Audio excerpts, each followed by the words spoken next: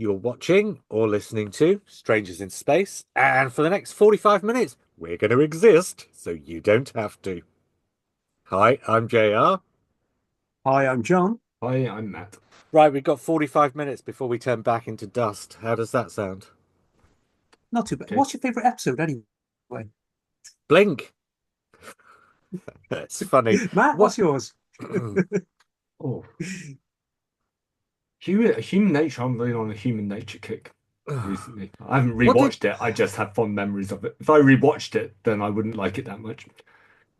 Yeah, fair enough. Did we recorded something recently where I noted Blink, didn't we? We did. It was Uh, our 20 years of 20th New Moon. anniversary. Yeah. Okay, we've just watched Lux. I've literally finished watching it just before we've pressed record, basically. Well, I mean, I've Oh, a had a hot wee and take. made a cup of tea. Don't miss anything. So, so actually, there's a bundle of stuff going on in this one. What was it actually about? But really, what was it about other than Russell T Davis doing a bit of cartwheeling? Oh, I guess we'll get into it. John, did you like it? I liked it. Yeah, it was essentially not too dissimilar from The Devil's Chord last year, I thought. But it was going Amazing through that it was in the um number 2 spot and it was almost exactly the same episode as last unreal. year's number 2. Is that a thing? Is that structural thing of going through the moves same get? Because next week looks like a Tension one. But we'll come to that later on, I'm sure.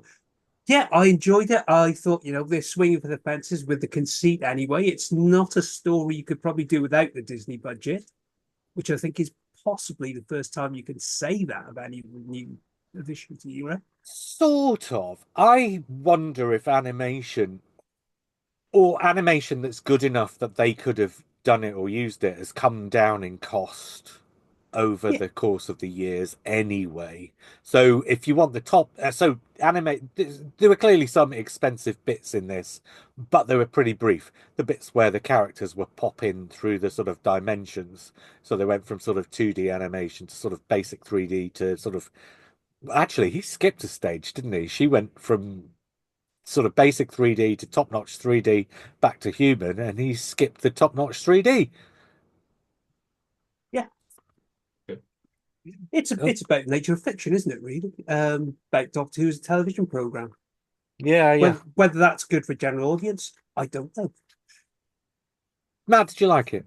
Yeah, I thought yes, it's it's a sequel to The Devil's Court. So rather than seeing it as the same or a remake or whatever, I saw it as I quite like the fact that these Pantheon storylines they're going to do.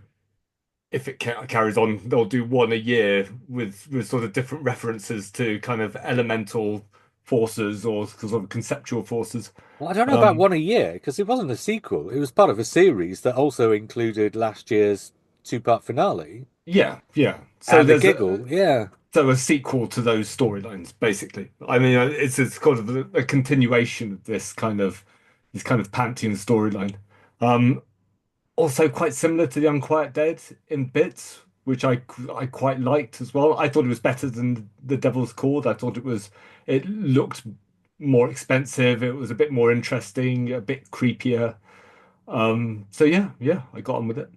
I preferred it to the Devil's Court. I gotta say, I didn't think it was a great episode. I was sort of watching it thinking, there's lots of flashes and bangs going, but I don't really know what the substance of this is. And I mean, I've not had time to really process it, but I couldn't really see the substance of it. Again, so last week, there were lots and lots of ideas flung at the screen, but he didn't actually seem to do anything with a lot of those ideas, but it kind of hung together better as a story. This one, it felt like he'd seen Pearl for a start. So that was what, 2 years ago now, is it? Maybe 2.5 years. And that starts in a movie theater, much like this does. And there's a sort of subtext to Pearl. Because Pearl, have you seen Pearl and Maxine and X, Triple X, whatever the other one's called? A couple. So there's this sort of subtext between those three movies that it's the same story that's happening in three different places at the same time, sort of. And this kind of had sort of. a similar-ish subtext in such a way as you wonder, as you've just seen that, and he's just thought, oh, I can take that as the basic premise for a Doctor Who story and then take it somewhere else instead. So I thought it was sort of engaging enough, but I couldn't really figure out why it existed beyond the short, sort of sheer pyrotechnics of it. And that seemed slightly guaranteed to put people off as much as draw people in. And I'm not talking about just fans. Do we think, okay, here's a question then. Do we think fans, and I've not seen any reaction, obviously, because I've missed it. So I don't know whether you two have been on social media all day and have seen any reaction. Has there been a positive or negative reaction to the idea of having three Doctor Who fans on screen in the way they Most were? mostly amused, I would say. Would you? Yeah, fair Yeah, enough. I mean, it's kind that of was my reaction. So I watched that scene with a kind of dread All right. that sort of scene where it kind of breaks the fourth wall, properly breaks the fourth wall. You're kind of aware that there's a point where you could go over the line, and I think he probably does go over the line, but it's a real tightrope, and I think he just about balanced it. And actually, it came across as being quite sweet the way he closed that scene, and Yeah. the fan characters came across somehow as being stereotypes, so sort of greatest show in the galaxy stereotypes, but then he kind of pulls it back, and he just about manages it. So I came out of that scene He thinking it gave was them sort of, sweet rather than yeah. cringy or, uncomfortable. He gave them pathos, which is something that he didn't give to any of the secondary characters last week. and the Yeah, thing I did love it was that in the credits joke, he gave them surnames. right. Mm, That's beautifully done. right. I missed that. So yeah, that'll be something to look for next time. Also, Because their DVDs were out of order. The Blu-rays were not in the correct order at the back, were they not? apparently. And, Someone's been online, I saw it. and they didn't close Shocking. the scene saying they were going to go off and podcast about the episode. Exactly. Now, that would have been a real. That's the point that I was expecting, and I was about to feel seen, as they call it. Except they were younger than us. Oh So yeah, but then if they were like the you generation down. yeah, but the generation down are the generation that's been brought up with podcasting Yeah, and yeah. podcast. So we're the outliers, really. Well, we're not because almost everybody our age is also podcasting too. What are you going to do, eh? Yeah. In terms of so, and this goes back actually to something that Dylan was saying on our League of Gentlemen conversation that literally went out 2 days ago. So when we talked about the League of Gentlemen movie, League of Gentlemen's Apocalypse. So I don't know, have either of you two heard that podcast? So do you know what I Dylan was haven't saying? got to it yet. No, I've Right. heard as much of that podcast as Dylan has seen Doctor Who recently. So Dylan's opinions, if they're directly related to current Doctor Who, I'm wary of. But I'm No, sure this is no, tangential. a bit, but Dylan loves the League of Gentlemen, right? But he hates that movie, and the reason he hates that movie is because those characters come out into the real world and break the fourth wall. And that's fair enough. I think Yeah. that's the thing you either accept or you don't accept. And we talked last week that that kind of thing is up my street. But I think you have to do it with a reason. And like I say, I'm not entirely sure I could see what the reason was this time, except for just the sheer devilment of doing it. And I guess continuing this storyline, and I suppose throwing forwards. So we'll come back to the idea that this might be all foreshadowing for something that's to come. But Dylan's reaction to it, I think, is probably the kind of reaction to that kind of thing that a lot of the general public probably have.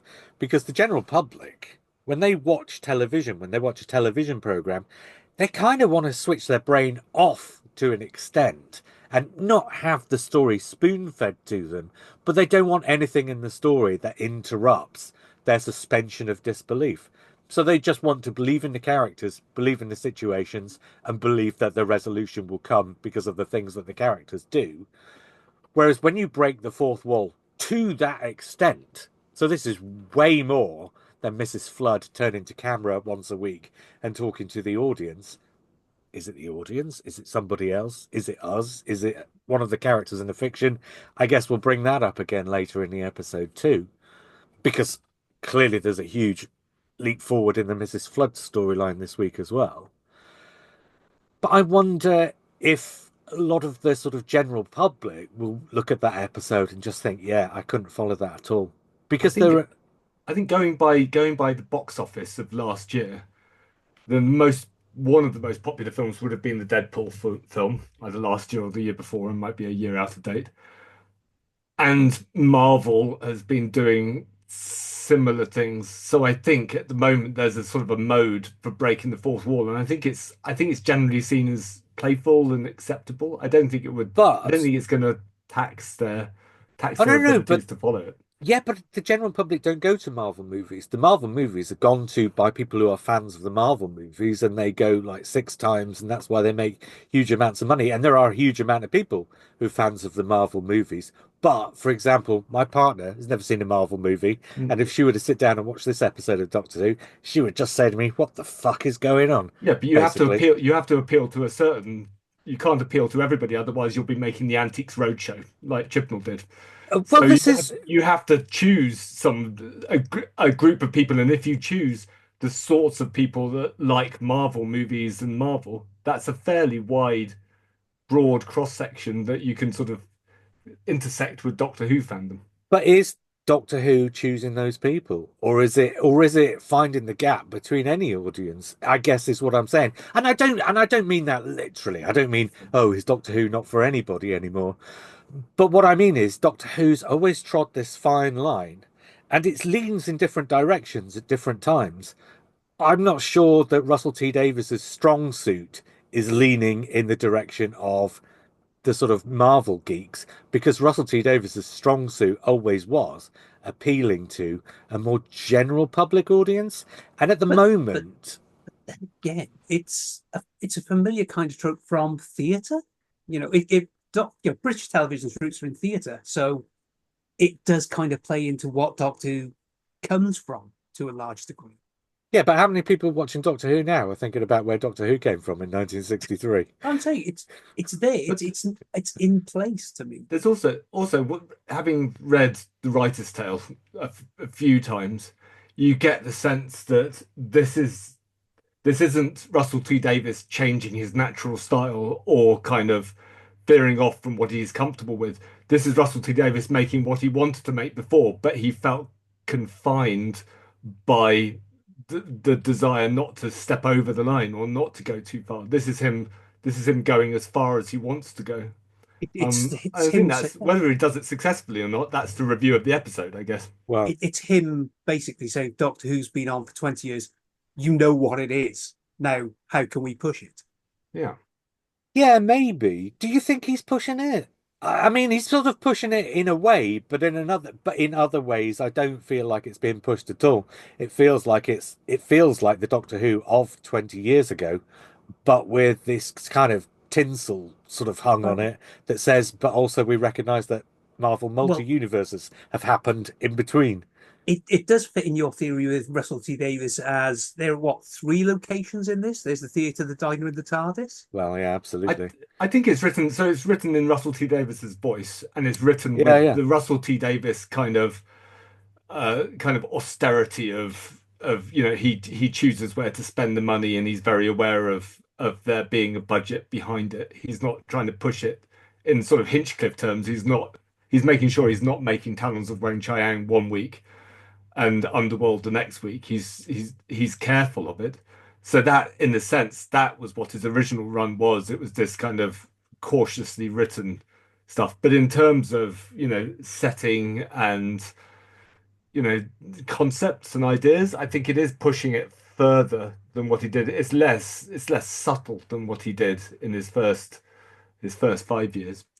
Not all the time. I mean, I think he Yeah. he had moments of excess in the first 5 years, but this isn't like the Unquiet Dead, albeit a Gator story, but the Unquiet Dead was a conservative story that that had very obvious kind of horror elements in it. This is sort of trying different things, I think. I guess for me, I think Russell T Davis writes very well for characters in situations that you can understand. We've said it many times. Oftentimes, he doesn't make the fiction add up in a science fiction fantasy kind of sense, in the sort of thoroughgoing way you kind of need to in order to make those ideas land.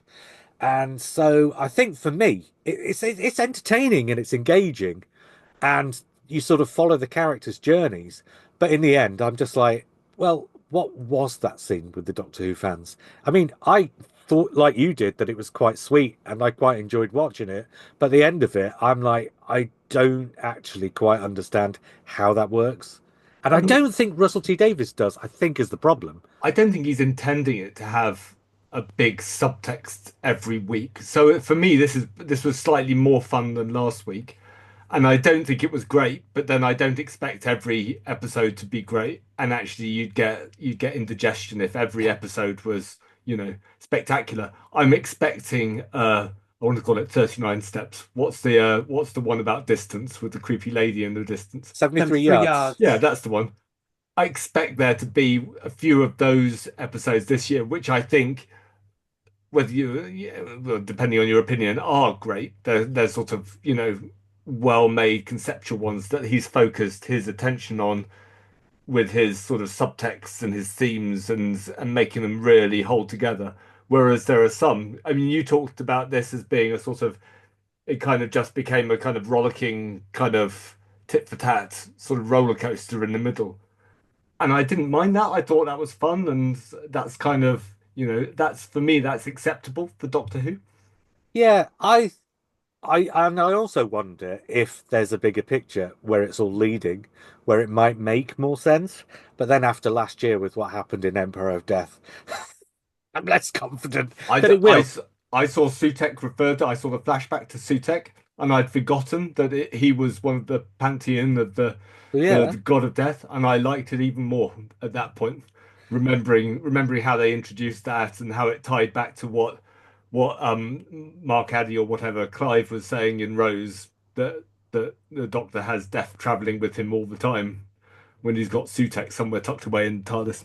I like that. I like that bit. Yeah, I don't okay. know. I'm pretty sure that's a reference. Yeah, okay. But I want, because 73 yards actually in the end didn't make any sense either, did it? There's no reason for it. There was no reason given for why it happened. There was no there was nothing within the story itself that kind of caused it to happen or could have made it happen. It's a bit like Turn Left. Turn Left is about this. So I've always said this. In my head, I think Russell T Davies thinks Turn Left is an actual alternative reality. But the explanation he gives is it's a dream that's happening because this beetle is on somebody's back. That doesn't make it an alternative reality. It just makes it like the sort of fictional equivalent of an optical illusion, basically. 73 yards, as it currently stands, is also the fictional equivalent of an optical illusion. It's something that doesn't really exist. It's not an alternative universe. It's kind of essentially a dream or a I, fantasy, but something that didn't actually happen. I think She But kicks the fairy ring, doesn't she? In or whatever it was called yeah. in 73 yards. So So there so is a cause. so that I think the fairy ring in itself is not the cause. they are alternative universes. It's just that Russell T Davies has a more poetic way of reaching them sometimes rather than wormhole. So he's got the It's beetle on your character. back, the Yeah. fairy ring. He just has slightly fuzzier, more poetic ways. They're not just dreams. They are Well, I don't characters who are know. inspired into alternative universes. But I the term don't believe. alternative universe, he takes it out of the sort of the hard scientific concept and into more sort of poetic kind of fantasy areas. But I don't believe they actually did happen. But I think, or it feels to me like now, especially after this episode, that these things are starting to come together. I I don't know, and it might not be because 73 yards was 73 yards referenced this week. I don't think it was it? Lots of other things were, but I don't think 73 yards was. No, because the doctor wasn't there for most of it, so he couldn't. It doesn't matter whether the doctor was there or not because it doesn't have to be him The who's 73 referencing it. yards was more of a Ruby story, I think. Yeah. So it would be odd to, and it Oh didn't yeah, have no. this sort of pantheon thing going on. Oh yes, but this is my current sort of theory, speculation as to what's going on, especially with Mrs. Flood, is that because at the moment we're in a situation where none of this could be real. And I don't think he'd pull the rug out and say none of this was real because that would be a mad thing for a showrunner to do. Oh, by the way, everything you've seen for the last 7 weeks doesn't really matter. Didn't really happen. That would be Yeah. a stupid thing to do. Carolyn did suggest that to me as well. I was like, Well, no. several times over the past few years, fans, especially in places like Gallifrey Base and on Twitter as well, I guess, have speculated, oh, they're going to pull the rug at the end. And the famous one is always, oh, the companion's going to turn out to be a Zygon. No, the companion's not going to be a Zygon, nor is it going to be that everything you've seen for 12 weeks didn't really happen. The closest you've got to it is, and Russell T Davies has been doing his take on things that Stephen Moffat has been doing. So I think it's worth just taking a minute on this. The closest we've got to it is the Avatar Karen Gillan for the first half of Series 6, before it's revealed that Karen Gillan herself is in a box controlling the Avatar. So all of those things actually did really happen, but to her avatar rather than to her. And I just wonder if this series is going to turn out to be Ruby's story about how she gets back with the Doctor, because something will turn out to have happened. Because we saw him walk away from her, right? But it wasn't supposed to be permanent necessarily. And kind of the production team have told us it's not permanent. She's coming back. She's still a companion in the second series. Well, you know, with 2 episodes in, clearly she's not in next week's either. We know she's in the fourth week's. I just wonder if the Mrs. Flood thing is, and we know there's an episode called Wish World, right? So I don't know. I'm going way off into the bounds of speculation now rather than talking about this episode. But I think this episode is part of the reason why you can have this conversation because of the things that happened in this episode. I just think Ruby somehow has got to this place called Wish World, and her wish is to be reunited with the Doctor. And Mrs. Flood is, let's say, her handler or whatever, who's trying to reunite her with the Doctor. But what essentially she's done is take her back through the Doctor's timeline. And so they're witnessing. And so obviously you don't see Ruby, but you might get a scene like you get with Stephen Moffat at the end of series 5, where you get the Doctor going back through his old timeline, through his own timeline, and seeing the things that he did. You might get a scene in episode 7 where you've got Ruby Sunday going back through her and the Doctor's own timeline, while Mrs. Flood tries to find the point at which she can reunite Ruby with the Doctor, because somehow they've been torn apart into two multiverses or whatever, and Ruby's in the wrong universe, and somehow she's got to get back to the right universe and reunite with the Doctor. And somehow, and we've had the sort of also foreshadowing of what the Blinovitch limitation effect can affect. Somehow, Ruby reuniting with the Doctor is what causes the world to explode, and that's why the Doctor can't get back to May the 24th, because the Earth's not there anymore, and that's why the show finishes on May 24th, the week before Series 2 finishes, because the Earth's not there anymore, and It because does. Mrs. Flood's job's finished. It does feel a little bit like you've had too much caffeine. But also, I mean, everything I've said marries up with everything we've seen, right? possibly, yeah. So yeah, it's possible. I mean, I don't. Is it Mrs. Flood breaking the fourth wall? She's talking to Ruby, not to us. Yeah, That's what I'm saying. but I'm not a Dylan or a Lee, who is obviously Dylan somehow an incarnation of Lee Rawlings with his dislike of wall breaking. But if you're looking at fourth wall breaking now, there's been precedent countless times for it, because you've got this pantheon of sort of playful godlike entities who are effectively talking to us quite or if They're they still do in the talk, fiction. no, I think Maestro talks to directly to the camera at some So point. straight for the cliffhanger at the Yeah. cold open. Yeah, the end of the yeah. cold Yeah. open. So I think, but even if they don't do that, so it's difficult to tell if Lux does that because he's a cartoon character. But even if they don't, it's the sort of thing you expect gods to do, and Mrs. Flood is I hanging don't around know. doing the same thing, and there's a big In pantheon thing going in on. Homer, do the gods talk to the reader? But you could certainly say that Maestro, the toy maker, Lux, they're all gods you can relate to They're all still television in. kind of stories, They're all entertainment, light, sound. they're all still in the fiction, Death. and Yeah, there must, if they're going to interact with the watcher of the fiction, there has to be a reason in the fiction for. Well, I mean, I suppose there has to be, but there ought to be a reason in the fiction for that to happen because they are yeah. fictional. And so Because if they're talking to the Greek reader, drama, the yeah. gods did narrate the drama to the audience, if I remember rightly. But that's a sort of separate thing from the Mm. fictional part of the gods. The gods might narrate it, but the narrator is separate from the fiction. If the people in the fiction turn and start talking to the audience, there should be a reason. And but you're backing up what I'm saying. What I'm saying is what we've been watching for the past 10, 11 episodes is Mrs. Flood recounting the stories to a Ruby who's off screen, who's sitting where we are, who is watching the stories as we are watching the stories. And that's why Mrs. Flood is talking to the screen, because she's talking to Ruby, who is us, until the point at which Ruby's I reunited with the think Where's Doctor. Ruby this week then?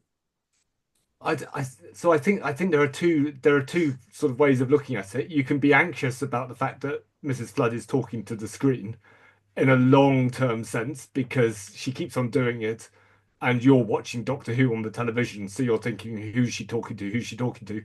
Or you think of it in a short-term way that you think, actually, Mrs. Flood is a weird character you've never really seen before, who's breaking the fourth wall all the time. That's mysterious. I'm kind of comfortable with not being explained. But And Russell T Davies is not going to not explain it. I don't think he needs to explain the breaking of the fourth wall because I think if she's a godlike entity, that is an explanation of itself in itself. No, That not she's just not if. we've seen like after this episode, we've seen the Doctor and Belinda climb out of the TV set and they've got the DVDs in the wrong order behind them. So it's that kind of breaking, even though it's explained away as a kind of, construct, it's still a fourth wall breaking. I mean, But it's in those Greek stories, the gods who narrate to the audience aren't in the fiction as they're doing it.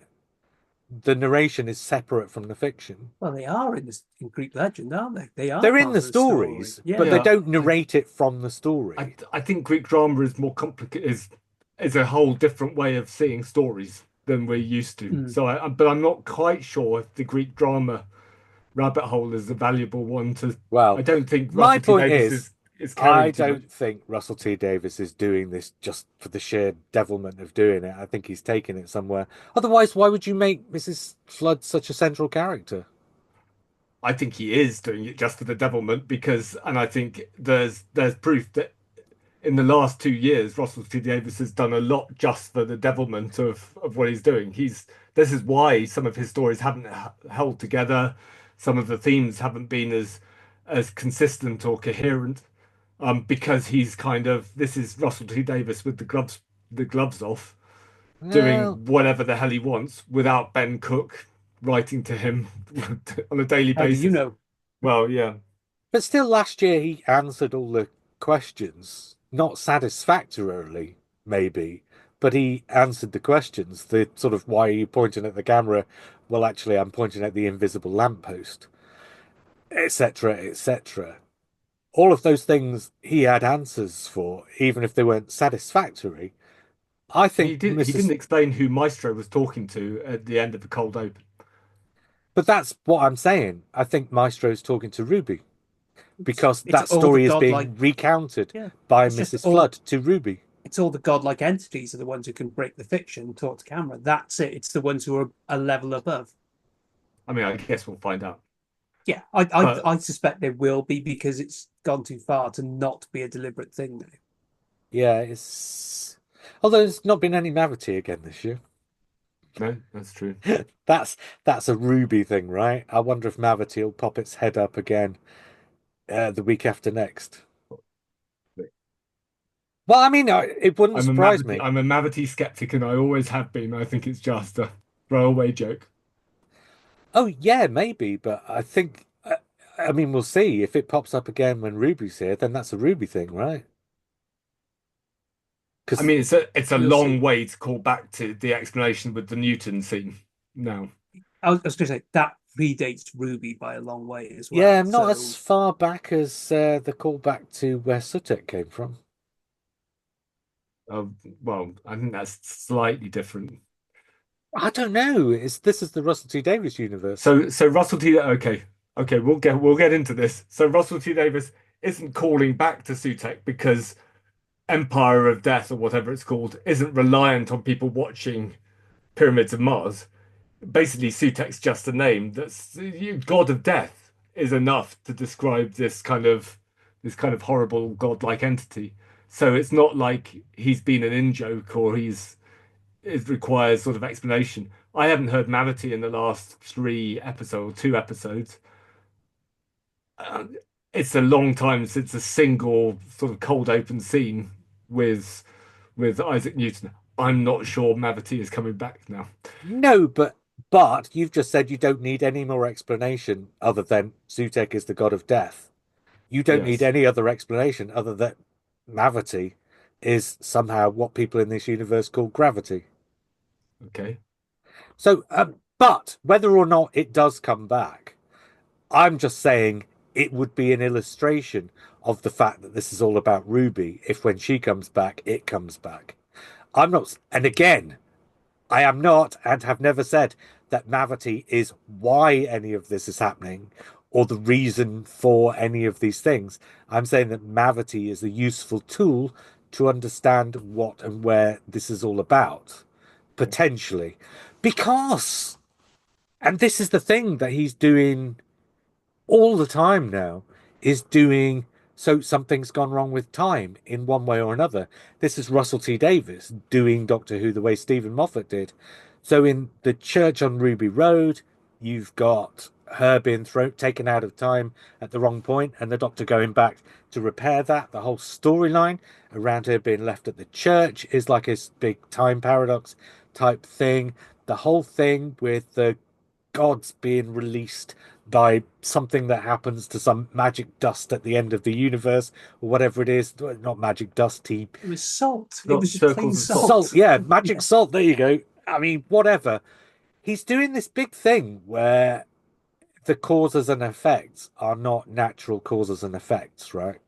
Oh, well, but that kind of conforms to what my view is of how. So what Russell T Davis is doing is he's applying kind of magical, sort of old magic to the science fiction elements. So things like salt, But where's he fairy going to take rings. that, Matt? Well, this is the journey we're on. Yeah, The, yeah. his more recent Doctor Who is about a universe where magic now exists because of something the Doctor's done or whatever. The Pantheon's been awakened, magic exists, characters break the fourth wall, fairy rings allow people to cross into parallel universes.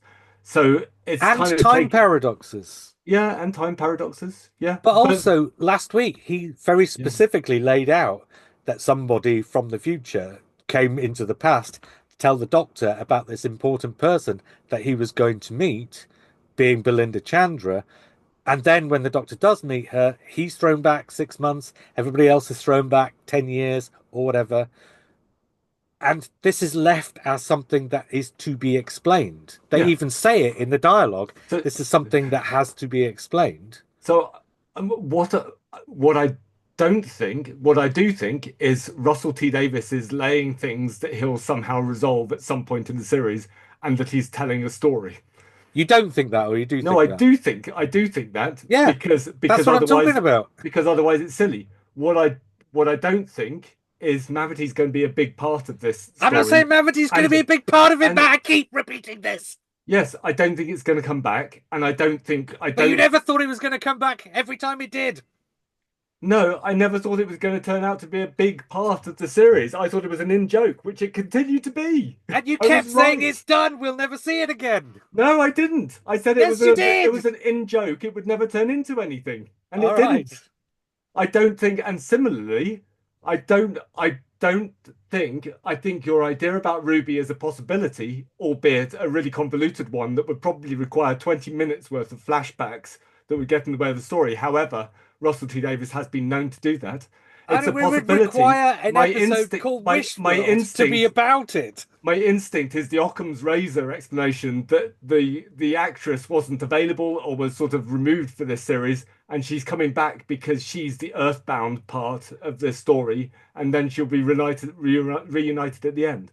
I'm not sure she's got necessarily a central role. However, she might be, because that's part of the mystery. I'm if we get to the end of this series and it turns out to be Ruby's story, then I'll be perfectly happy with that and I'll congratulate you and well No, you done. won't. But my instinct is she's probably just been sidelined because they wanted a new person on board TARDIS to tell a new story and then bring her in a little bit in the middle. Well, it could be both. Could be both. I mean, it Yeah. does seem the decision to bring the Belinda Chandler character is a late decision because Varda Sathu did say that she was like just got the call a couple of weeks and then she was on set. So I don't know if it's necessarily planned to that degree. Yeah, because you're casting an actor who's been in the program literally just a few weeks before, right? So you're casting, oh, we need a new character. Who can we have? Oh, remember her? She was good. Because if they had been planning on casting that character at the time they made Boom, they would have said, oh no, she's really good. We can use her for Belinda. We'll use somebody else for Boom. So that kind of suggests um that the Ruby master plan isn't necessarily a realistic master plan.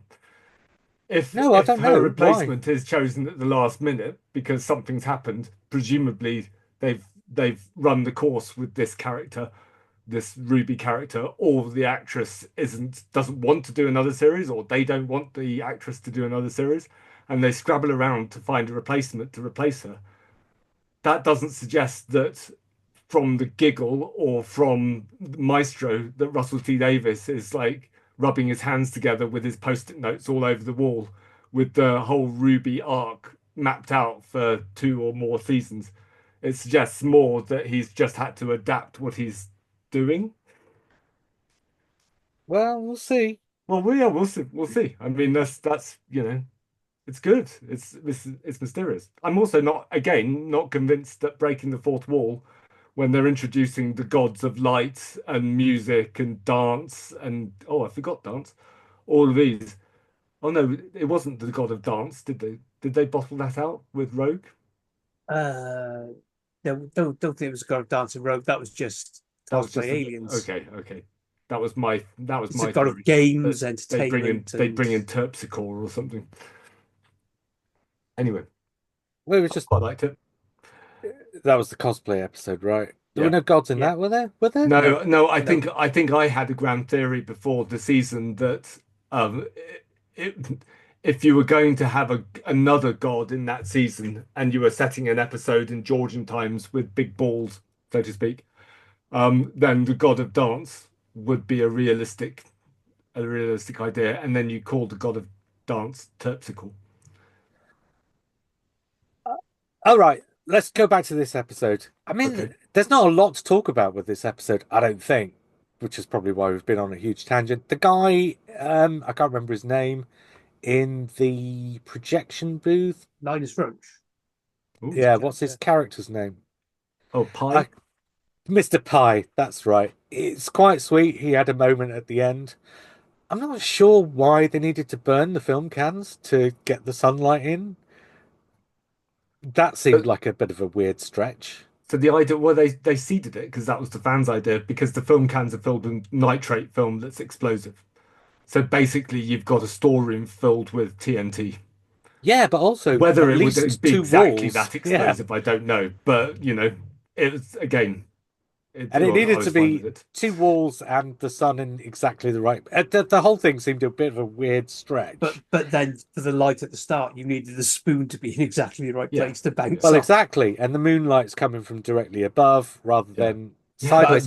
What I Again, mean is, the spoon and the moonlight is the equivalent of the salt and the fairy ring. yeah, yeah, That's yeah. those are the bits that I really like.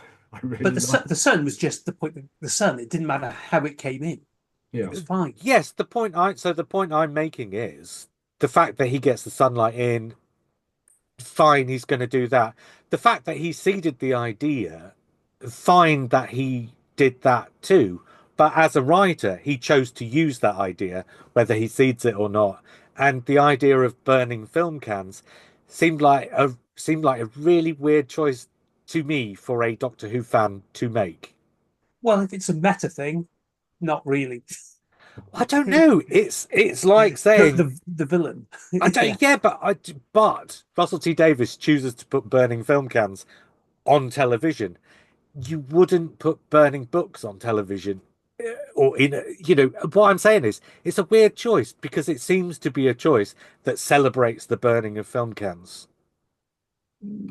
Okay. You can see it as a kind of celebrating the role it's played in the creativity of Doctor Who's history, And he did because kill we've it. all He been did filling kill that a hole. cat last week, so let's Well, Yes. let's yeah. keep it in perspective. I was fine because nitrate film explosive.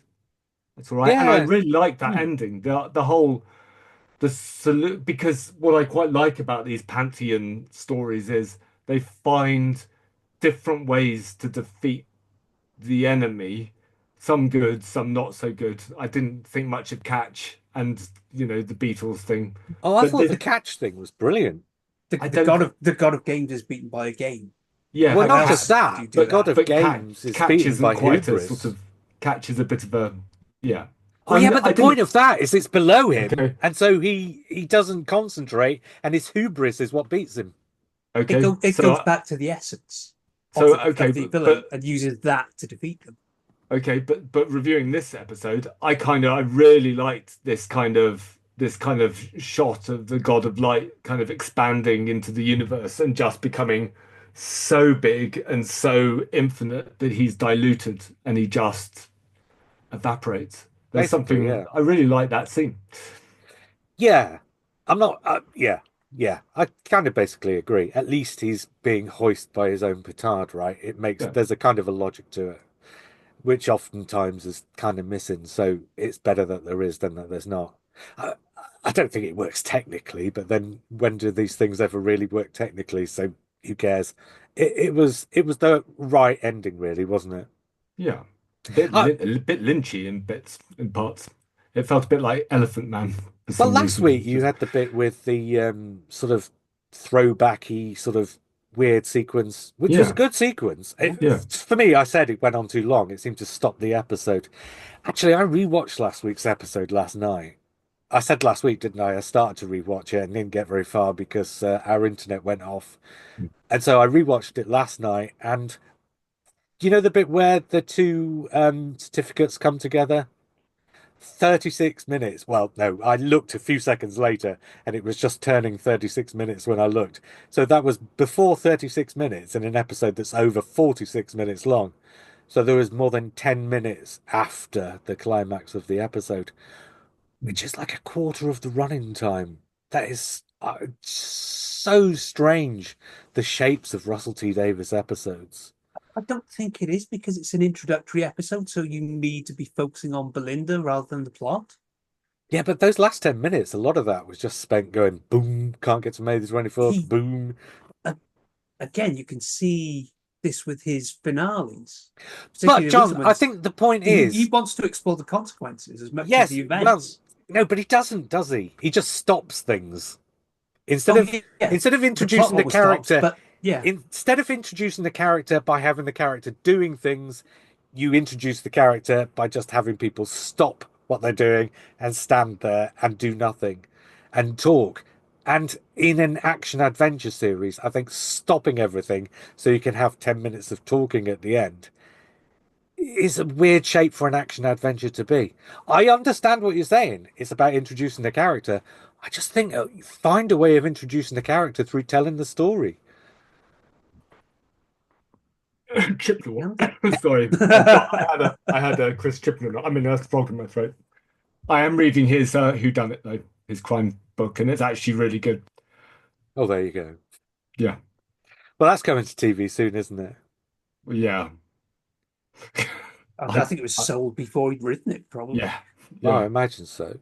Well, I'm assuming it's his own production company.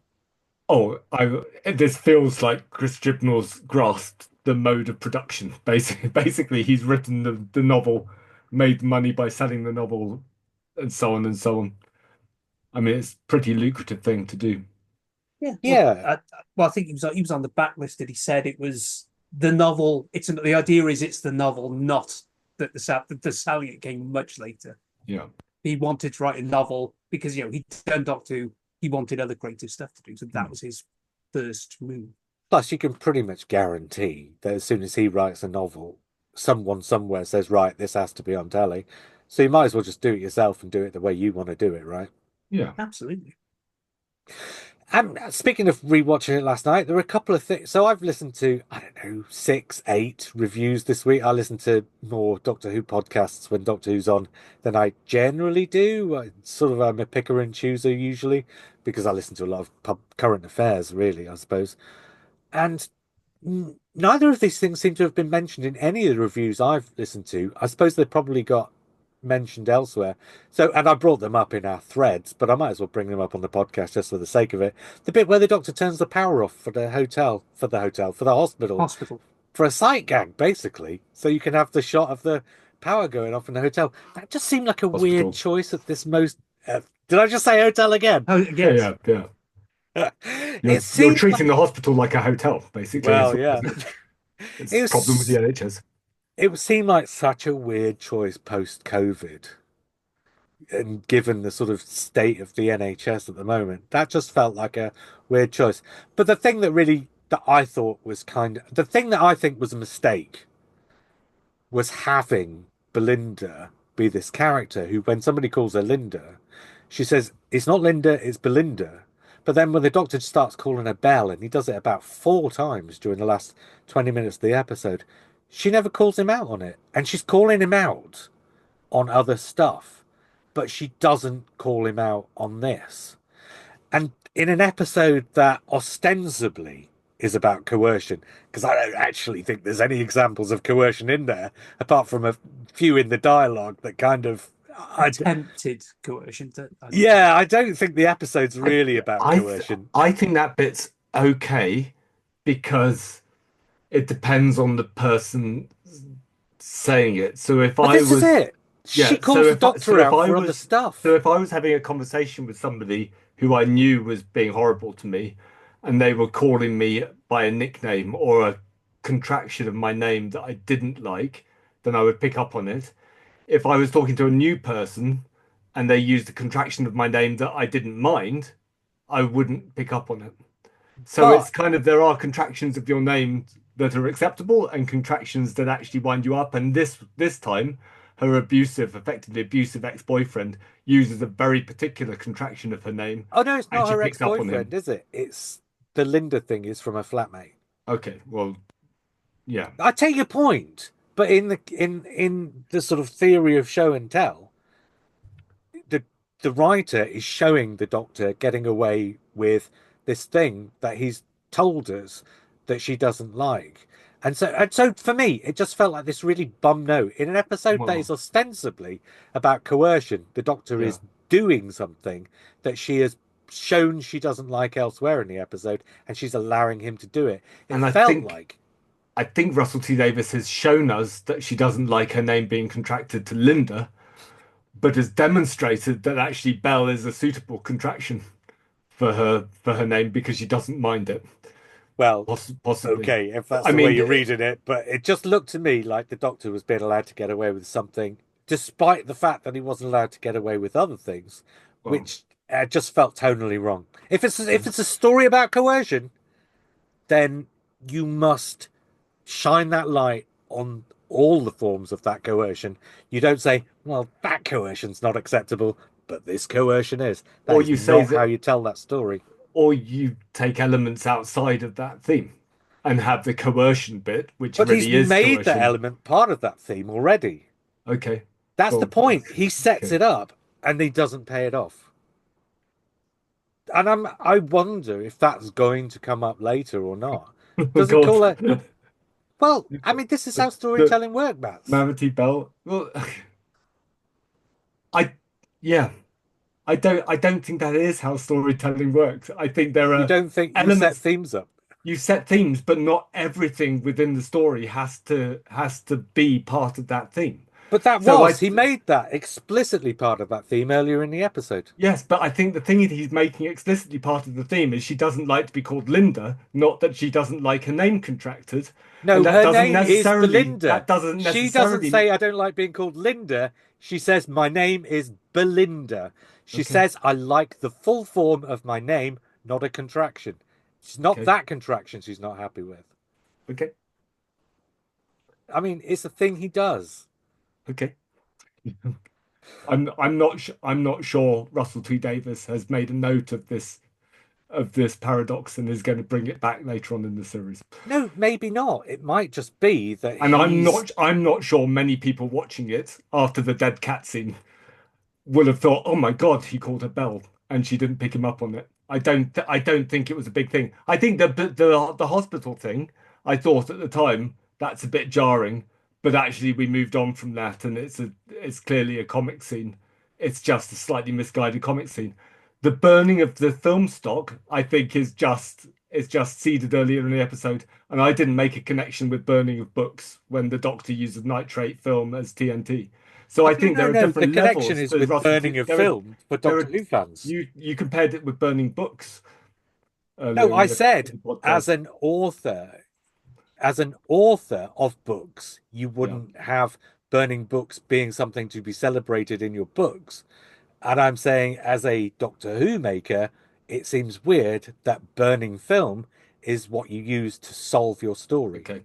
I mean, I just think there are choices Russell T Davies makes, some of which I think are misguided, some of which are slightly misguided, but I get past, and some of which I don't think anybody would notice, and I just move on from. And I think But I'm, Bell is the latter.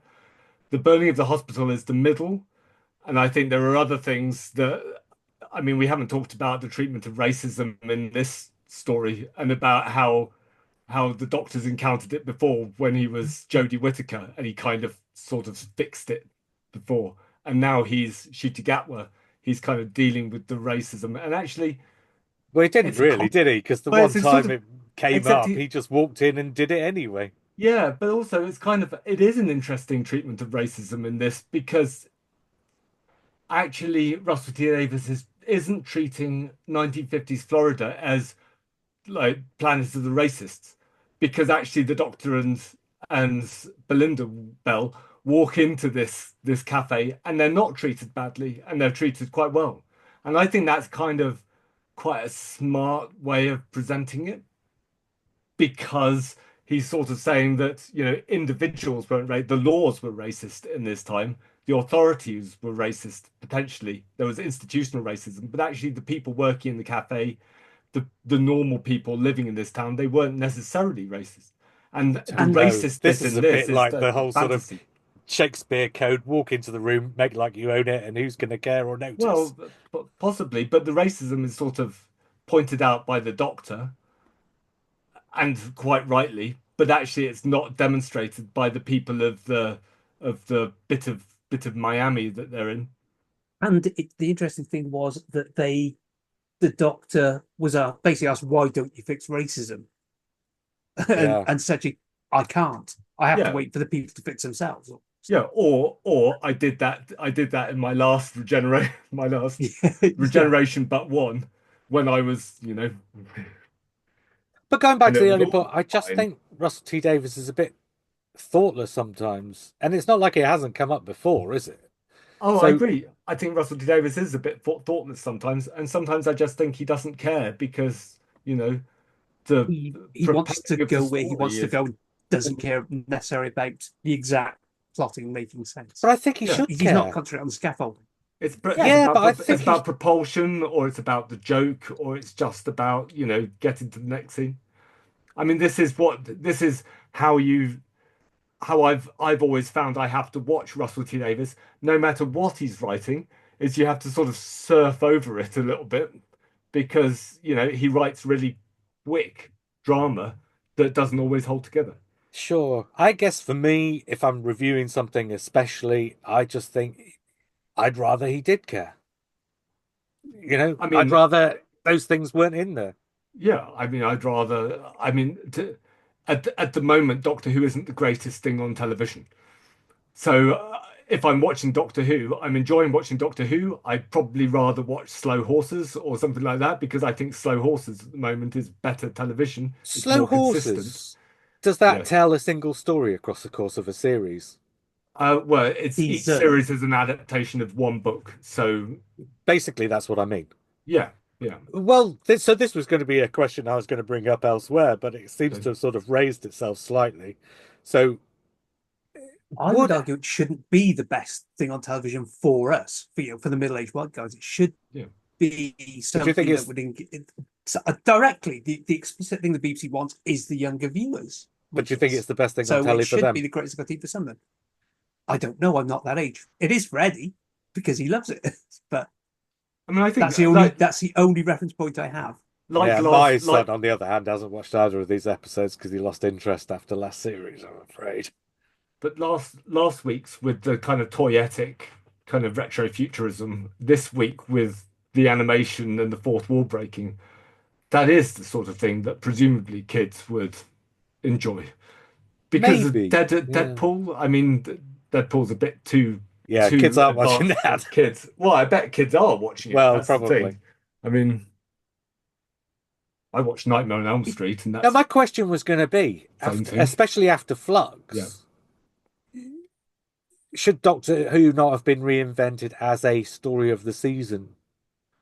Might it have worked better? Because the reason I bring this up, right, is because we're in an age now where you've got things like Stranger Things or whatever, are the things that are the zeitgeist. And Mhm. basically, the television that people seem to mostly want is where you get a story for the season. And so Is all it it and this so thing that people mostly want, or is it what they get? And British television has had that kind of thing for years before the USA came well, out. I think they get it because they want it, because people making television are trying to make what people want. And if something works, then people will do that thing that works. So everything from The Handmaid's Tale to Westworld to That's US television. It's well, what and US British. But audiences what want. about British television? What are the big things on British television? Line of Duty is a story per season, right? And when Chris Chibnall went in, leaned Doctor Who towards Death in Paradise, the story of the week that really isn't connected, that has this sort of laid back feel to it, we really didn't feel, I guess, overall, that of the three Jodie Whittaker series, that first one was the most successful. Then in the second, he leans more back into how Doctor Who has been doing things. But then the third one, where he does a serial with episodes that felt distinct, but nevertheless were part of an overall serial. I thought, I mean, my recollection of that is that not just on this podcast, but across fandom and just, everybody as a whole who was watching television, that was when Doctor Who was at its most compelling, most exciting, and most engaging.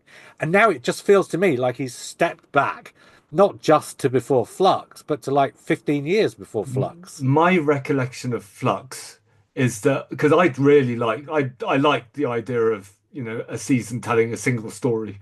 I think Doctor Who is challenged in the sense that the essence of one of the essences of Doctor Who is it's an anthology show, so it's different location, different story each week. Reinvent it. Well, yes, but then you have a show about travel and time travel and space travel that sort of it's that doesn't really get out and about. So there's a tension. I mean, season seven sort of did Oh, no, no, did you that. get out and about.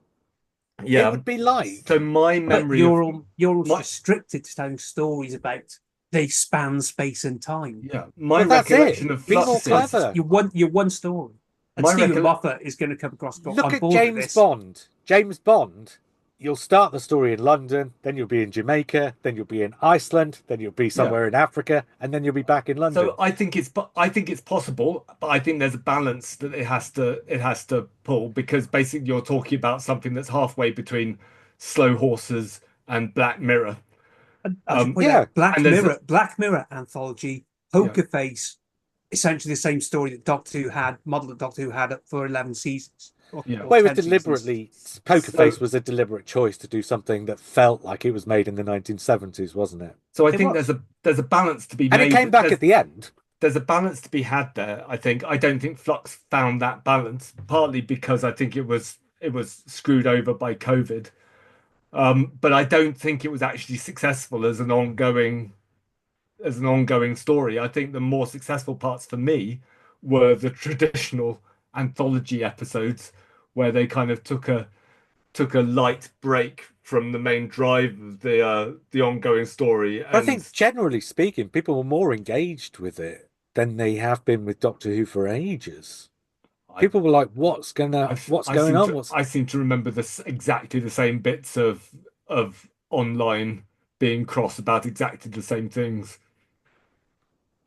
It was, I mean, Dylan was engaged engaged with it, No, I don't know. but My I recollection is that the whole of fandom was more engaged with it. okay. My timeline was all the people who usually moaned about Chibnall were like, "Oh, this is great."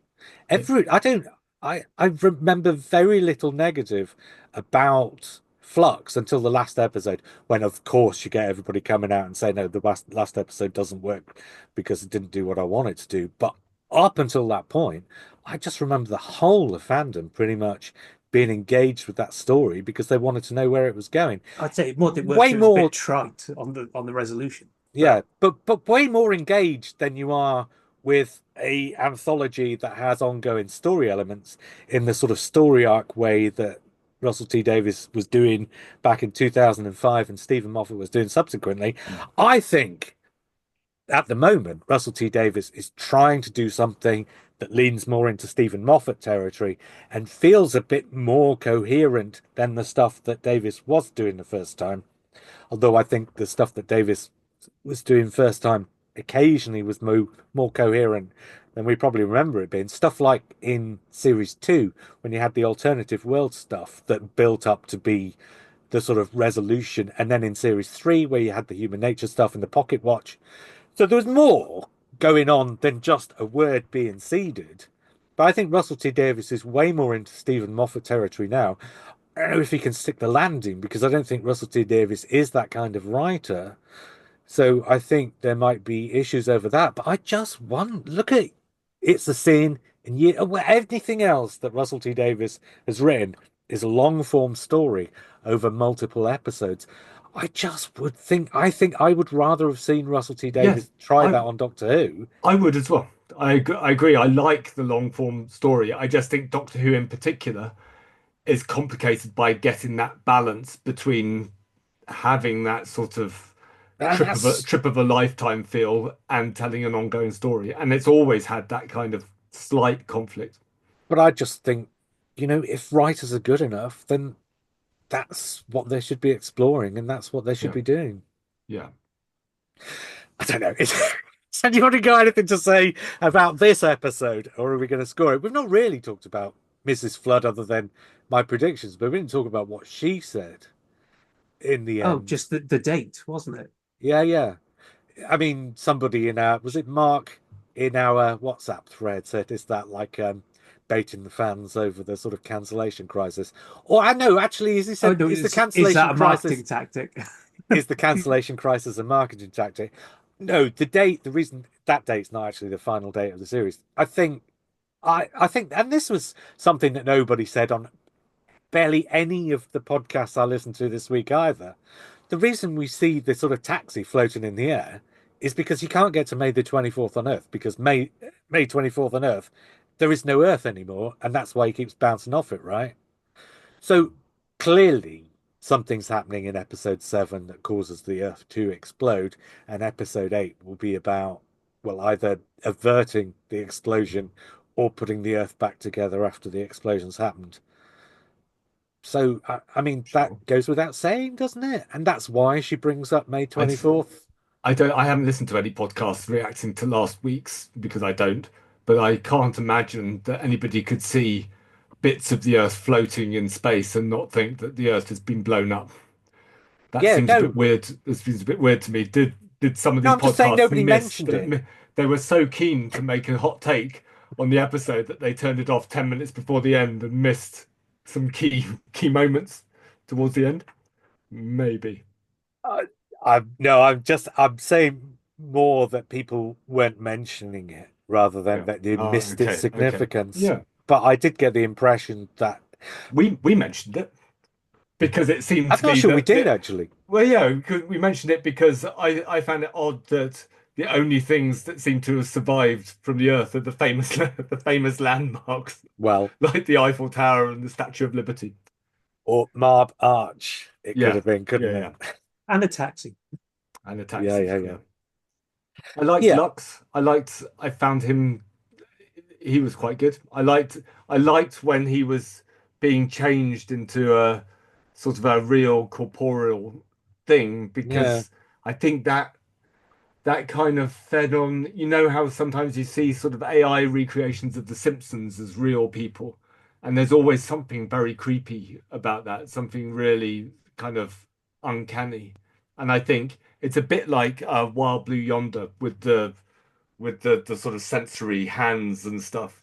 Russell T Davies is quite good at pinpointing things that you didn't realize were creepy or hadn't fully unpacked why they're creepy and making them creepy. It's a shame we couldn't have had that for a few minutes, Yeah. in the episode, as opposed to just this is the thing that's happening, and then the resolution cuts it off before it's finished. Well, I guess I wondered how the finish would have been if they'd carried on, whether it would just be a man in a suit, at which point, or just a very expensive CGI kind of monster. So I that think, might be there's a budget yeah, thing yeah, or yeah, yeah. Right, shall we score it then? okay. All right, Matt, do you want to go first? Well, I think I gave last week's a 7. I think this is an 8. I think this is an uptick after last week's. I preferred it to its corresponding episodes last season.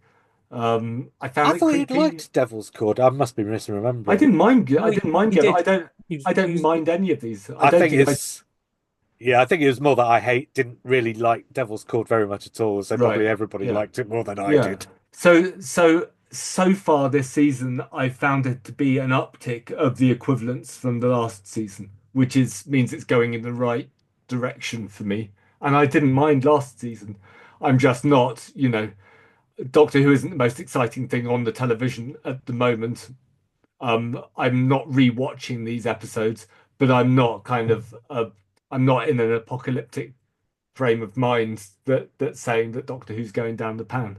I think Russell T Davies is doing a perfectly adequate job at producing Doctor Who that is rewatchable in the future and for kids, and see where it goes.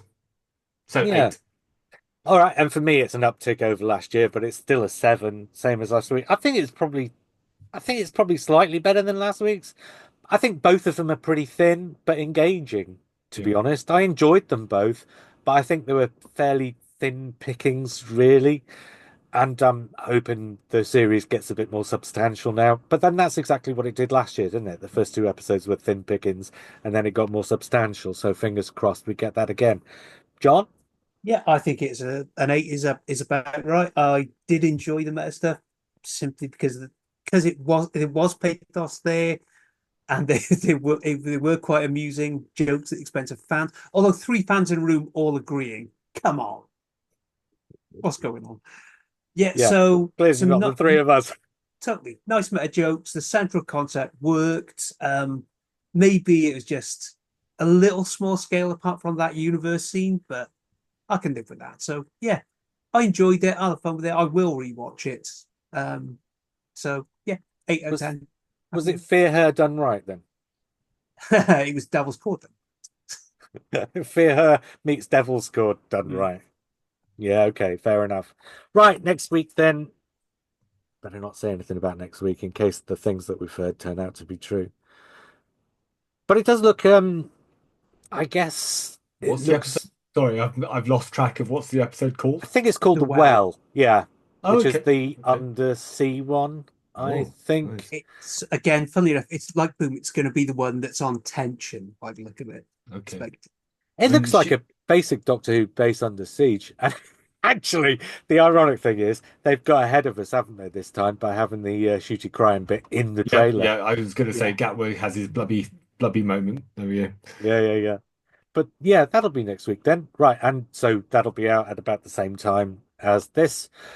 Until then, I was JR, I was John. I was Matt. and we will speak again soon.